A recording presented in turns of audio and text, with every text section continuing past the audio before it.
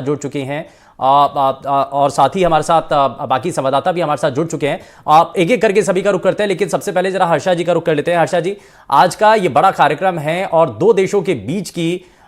इस बातचीत को और फ्रांस के राष्ट्रपति इमैनुअल मैक्रों के इस दौरे को लेकर के तैयारियों की तस्वीरें तो हमने बहुत दिखाई, लेकिन जयपुर एयरपोर्ट पर जब पहुंचे हैं तो पधारो मारे प्रदेश की जो संस्कृति है उसको यहां पर बढ़ावा देते हुए दिखाई दी है तस्वीरें। जी बिल्कुल, देखिए जो राष्ट्रपति मैक्रोन का जो विजिट है वो राजस्थान आना और खासकर जयपुर आना टूरिज्म के लिए एक बहुत बहुत बड़ा बढ़ावा है यहाँ पर। और जो आप देख रहे हैं कि वो आमेर जा रहे हैं, उसके बाद में जंतर मंतर जाएंगे, फिर यहाँ पर हवा महल आएंगे, तो ये जो सब है ये विश्व धरोहर है, यूनेस्को वर्ल्ड हेरिटेज साइट्स हैं। यहाँ पर जो पारंपरिक हाथ शिल्प की कला है, जैसे ब्लू पॉटरी है या जो पपेट्स है या सैंडलवुड की जो कला है, वो सब भी वो देखेंगे। और यहाँ पर जो फेमस साहू चाय है उसको पियेंगे। यहाँ पर मैं जहाँ पर खड़ी हूँ बड़ी चौपड़ में, अगर मैं थोड़ा सा हट जाती हूँ तो आप देख सकते हैं कि यहाँ पर किस तरह से अब बैरिकेड्स लगा दिए गए हैं और यहाँ बीच में रास्ता है कि अगर लोग भी आके शोभा यात्रा देखना चाहें तो उनको ये इजाजत होगी। और ये जो बड़ी चौपड़ है यहाँ सर होते हुए शोभा यात्रा हवा महल की तरफ जाएगी। यहाँ पर आप देख सकते हैं कि जो जयपुर का गुलाबी रंग है वो खास तरह से निखर कर आता है और शाम के समय बहुत सुंदर लगता है। हवा महल को भी सजाया गया है और यहाँ पर जयपुर आना बहुत महत्वपूर्ण है, क्योंकि जब से ये नई सरकार बनी है, भजनलाल की सरकार बनी है, तो हमने देखा कि बहुत महत्वपूर्ण डीजी और इंटेलिजेंस का जो कॉन्फ्रेंस था, डीजीपीज का कॉन्फ्रेंस, इंटेलिजेंस ब्यूरो का कॉन्फ्रेंस यहाँ पर हुआ है। उसके बाद में यहाँ पर हम देख रहे हैं कि प्रेसिडेंट इमैनुअल मैक्रोन को लेकर प्रधानमंत्री नरेंद्र मोदी आ रहे हैं, तो राजस्थान के लिए काफ़ी महत्वपूर्ण है और जो मौजूदा सरकार है उसके लिए एक बड़ा इंडोर्समेंट हम कह सकते हैं। जी बिल्कुल, और ये बड़ा तस्वीर भी है और ये जो दोस्ती के हाथ आगे बढ़ते हैं तो दोनों देशों के बीच के जो संबंध है और भी ज़्यादा मजबूत होते हैं। वीरेंद्र भी हमारे संवाददाता हमारे साथ बने हुए हैं, वीरेंद्र के साथ कुछ लोग भी मौजूद हैं। वीरेंद्र, आसपास लोगों में उत्साह क्या है?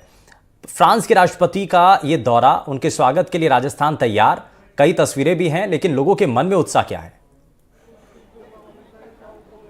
देखिए, मैं यहाँ के अगर लोगों की बात करूँ तो ये लोग बाहर से आए हैं, यानी कह सकते हैं कि जो गांव के, जो जयपुर के आसपास गांव हैं वहाँ से आए हैं और ये अपने कह सकते हैं कि जो स्थानीय लैंग्वेज है उसके अंदर कुछ गीत गुनगुना रहे हैं। मैं इनसे रिक्वेस्ट करूँगा सर, अभी आप जो गाना गा रहे थे वो एक बार हमारे दर्शकों को गा के बताइएगा। ओ मन करे मनवार बुलाया जी, मोदी जी माने जयपुर में बुलाया जी, ओ जी माने जयपुर में बुलाया जी।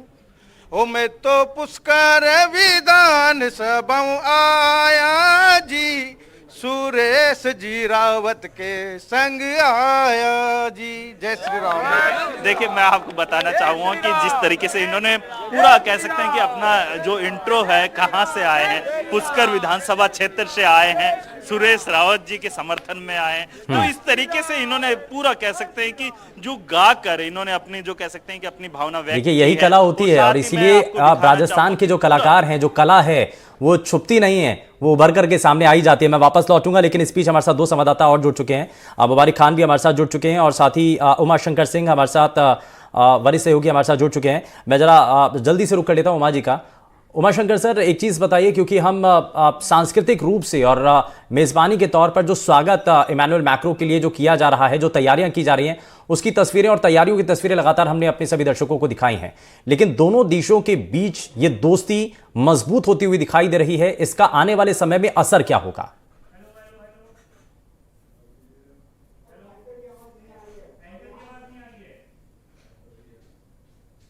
उमा जी, मुझे सुन पा रहे हैं आप? लगता है शायद तकनीकी कारण की वजह से उन तक आवाज़ नहीं पहुंच रही है, लेकिन मुबारिक का रुख कर लेता हूं। मुबारिक, बताइए थोड़ा सा इसके बारे में, क्योंकि आने वाले समय में ये कितनी ज़्यादा और दोस्ती जो है दोनों देशों के बीच में, दो राष्ट्र प्रमुख अगर मुलाकात कर रहे हैं, एक रोड शो हो रहा है, वो भी जयपुर में इसको आयोजित किया जाता है, इसके बहुत सारे मायने हैं। बिल्कुल, देखिए शुभेंदु, ये तमाम जो चीज़ें हैं, क्योंकि भारत और फ्रांस के जो मैत्रीपूर्ण संबंध है वो कई वर्षों से जो है लगातार इसी तरह चल रहे हैं, और उन पर कहीं ना कहीं सोने पर सुहागा प्रधानमंत्री नरेंद्र मोदी ने लगाया कि नरेंद्र मोदी जब बोस्टल दिवस जब फ्रांस में मनाया जा रहा था तो उस दौरान प्रधानमंत्री नरेंद्र मोदी उनके निमंत्रण पर वहाँ पहुँचते हैं और उस बोस्टल दिवस पर तमाम जो चीज़ें होती है फ्रांस के अंदर उनमें शामिल हुए, उनके सांस्कृतिक कार्यक्रमों में शामिल हुए, उनके खान पान का स्वाद उन्होंने वहाँ चखा। तो ये हम कह सकते हैं कि प्रधानमंत्री नरेंद्र मोदी के प्रधानमंत्री बनने के बाद इन रिश्तों में काफी मधुरता आई है, काफी प्रगाढ़ ये दोनों देशों के रिश्ते हुए हैं, और इससे इसका फायदा हम देखें तो अगर इंटरनेशनल रिलेशन की बात करें, अंतर्राष्ट्रीय जो संबंध होते हैं एक देश के दूसरे देशों से, तो उसको लेकर भी, हालांकि सामरिक स्थिति की हम बात करें तो फ्रांस और भारत की कोई सीमा नहीं टच होती है, लेकिन उसके बावजूद भी जब जरूरत पड़ी भारत को कहीं भी किसी भी मुद्दे पर, चाहे वो आतंकवाद का मुद्दा हो या वैश्विक व्यापार का मुद्दा हो या फिर किसी भी दूसरे तमाम जो दूसरे देशों से जो संधियां होती है, उस दौरान भी जो है फ्रांस का पक्ष हमेशा भारत के लिए हमेशा रहा है। ऐसे में दोनों देशों के रिश्ते की बातें तो काफ़ी नई और पुरानी बहुत सारी हैं, लेकिन आज जब फ्रांस के राष्ट्रपति इमैनुअल मैक्रोन जयपुर पहुंचे हैं, 2 दिवसीय भारत दौरा है, कल गणतंत्र दिवस के कार्यक्रम में मुख्य अतिथि के रूप में जो है वो शामिल होने जा रहे हैं, उससे पहले आज जयपुर का दौरा, तो कहीं ना कहीं जयपुर के ये बड़ा खास दौरा है और इसीलिए इस खास दौरे को लेकर के हमारे सहयोगी लगातार हमारे साथ बने हुए हैं। उमा शंकर सिंह हमारे साथ एक बार फिर से जुड़ चुके हैं, जरा उनका रुख कर लेते हैं। उमा जी, इसमें क्योंकि हम देख रहे हैं हमने सांस्कृतिक तौर पर ये कितना महत्वपूर्ण है और राजस्थान के अंदर ये बड़ा कार्यक्रम होने जा रहा है जिसमें स्वागत के लिए सभी तैयारियों की जो तस्वीरें वो भी हमने अपने सभी दर्शकों को दिखाएं, लेकिन आने वाले समय में दोनों देशों के मजबूत संबंधों को लेकर के ये दौरा कितना महत्वपूर्ण है? जी देखिए, अभी जो जिक्र कर रहे थे हम लोग कि किस तरीके से जब पिछले साल जुलाई में प्रधानमंत्री मोदी माफ कीजिएगा बैस्टिल डे परेड में हिस्सा लेने के लिए फ्रांस गए थे, और उस समय एक जो रोड मैप है वो तय हुआ। रोड मैप जो है वो 2047 के लिए, यानी कि अगले 25 साल के लिए वो तय हुआ है, और उसमें इस बात का लेखा जोखा रखा गया है कि किस तरीके से, चाहे वो डिफेंस का सेक्टर हो, चाहे वो स्पेस का सेक्टर हो, या फिर वो चाहे इंडो पैसिफिक का जो क्षेत्र है उसमें सुरक्षा और शांति और रूल बेस्ड ऑर्डर जो है वो इस्टेब्लिश हो, उसकी दिशा में काम करने की बात हो, या फिर सिविल न्यूक्लियर जो प्रोग्राम है इंडिया का उसमें फ्रांस की तरफ से मदद की बात हो, और ख़ासतौर पर जैतापुर में जो स्मॉल मॉड्यूलर जो रिएक्टर्स हैं उसको लेकर बातचीत की दिशा में आगे बढ़ने की बात हो। तो इन सब बातों के मद्देनजर काफी अहम है ये दौरा, क्योंकि पिछले दौरे में प्रधानमंत्री मोदी के पिछले दौरे में बातचीत जो है एक पटरी पर आई, और उस बातचीत को अब आगे बढ़ाने का काम इस दौरे में होगा। अभी जहां हम खड़े हैं ये बड़ी चौपर का इलाका है, और हमारे कैमरा सहयोगी आपको एक थोड़ा सा पैन करके दिखाएंगे कि किस तरह से यहाँ पे तैयारियों को अंतिम रूप दिया गया है। और यहाँ तकरीबन 6 बजे के आसपास जो है वो प्रधानमंत्री मोदी और फ्रांस के जो राष्ट्रपति हैं वो पहुंचेंगे, रोड शो करते हुए यहाँ पर पहुंचेंगे, और उसके बाद हवा महल जो कि बगल में ही है वहाँ पर चाय पियेंगे, चाय पे चर्चा करेंगे, और वहाँ से फिर जो है वो आगे निकलेंगे। तो ये एक इस लिहाज से काफ़ी इसका सांकेतिक महत्व है, क्योंकि 2,30,000 के आसपास जो हर साल सैलानी फ्रांसीसी सैलानी भारत आते हैं उसमें से तकरीबन 40% जो सैलानी हैं वो जयपुर और राजस्थान के अलग अलग हिस्सों का जो है रुख करते हैं। और ऐसे में जो पीपल टू पीपल कॉन्टैक्ट की बात होती है, जो 3 पैरामीटर तय किए गए हैं पिछले दौरे में, प्रधानमंत्री मोदी के पिछले दौरे में, जिसमें कि जो पार्टनरशिप फॉर पीपल है, जिसमें कि पार्टनरशिप फॉर प्लैनेट है, और जिसमें कि पार्टनरशिप फॉर जो सिक्योरिटी और जो संप्रभुता है उसकी बात है। तो उन 3 पिलर के आधार पर रिश्तों को आगे बढ़ाने की बात है, और यही जो मुख्य रूप में बातचीत का फोकस रहेगा। जहां तक रक्षा की बात है तो आपको ये भी पता है कि 36 राफेल हमने खरीदा है फ्रांस से, 26 और राफेल पे बातचीत हो सकती है, जो कि खासतौर पे नौसेना के लिए बनाया जाने वाला लड़ाकू विमान है, और उसके जरिए भारतीय नौसेना को एक मजबूती मिलेगी। हालांकि इसमें वक्त लगेगा, इस दौरे में उस ऐलान की कोई गुंजाइश नजर नहीं आ रही, लेकिन कई दौर की जो बातचीत होती है वो सिलसिला इस दौरे में आगे बढ़ेगा। और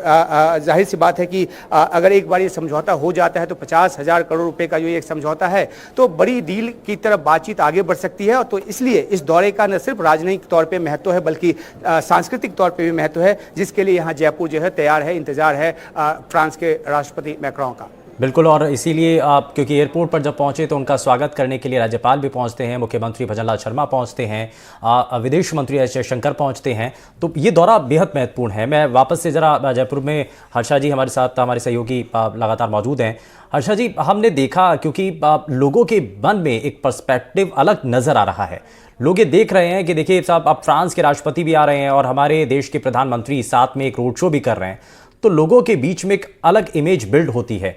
और बहुत सारे लोगों का ये कहना है कि लोकसभा चुनाव भी सर पर है, तो उस लिहाज से भी इसको जोड़ करके देखा जा रहा है, खास करके विपक्ष भी इस बात को रख रहा है।